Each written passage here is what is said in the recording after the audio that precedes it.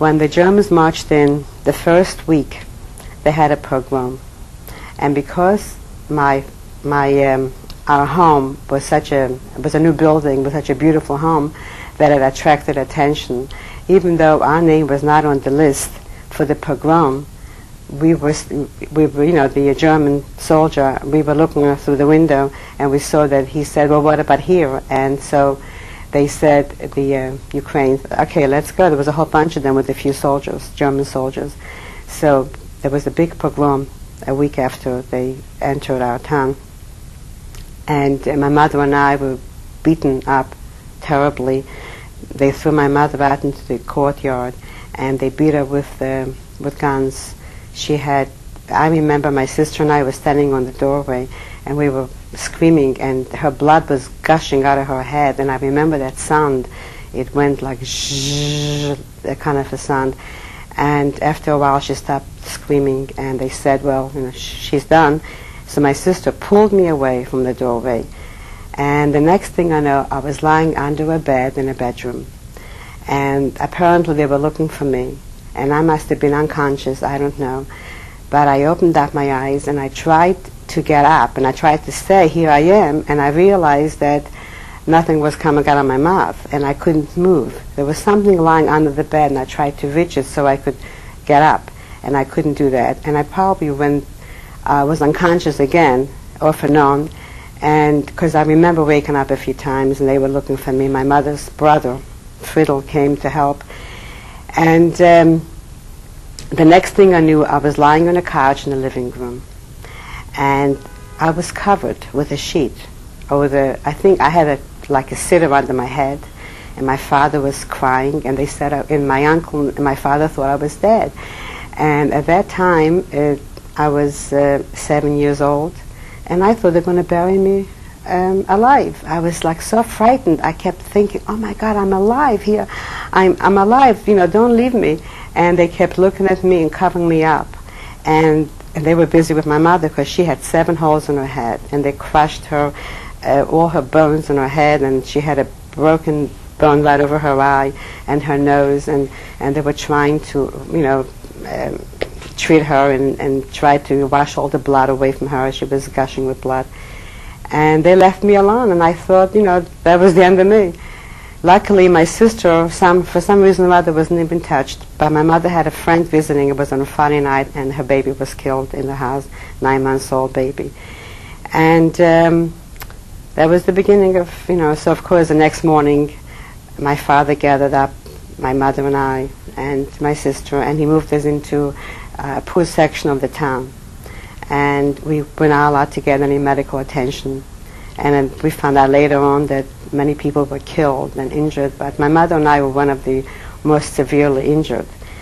And I must have had a blow to my head so severe that it probably caused like a stroke on my right side, because I was paralyzed for almost a year. And my head was like a ball, very soft. And my whole face was swollen. And I closed, my eyes were all swollen. And I remember lying in bed with my mother, and she was all bandaged up, and she was praying, please God, let her die. She's deaf and mute and paralyzed. But my mind was working. I knew what was going on, but I couldn't communicate for a long time. And at that time is when we met one of my father's clients that he used to deal with. He was a farmer that lived 3 kilometers from our town in Shipkov. And he must have heard what heappened.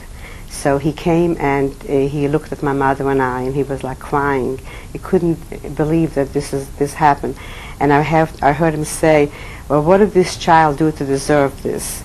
And he started coming around, bringing eggs and butter once in a while. And this is how our friendship started with him. What was his name? His name was Pavle Gerasimchuk.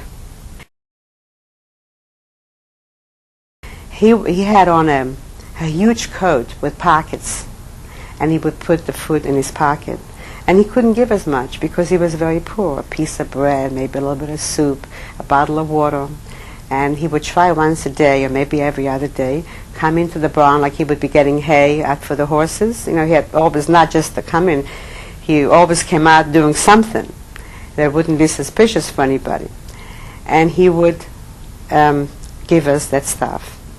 And once a night, he gave us a pot for elimination.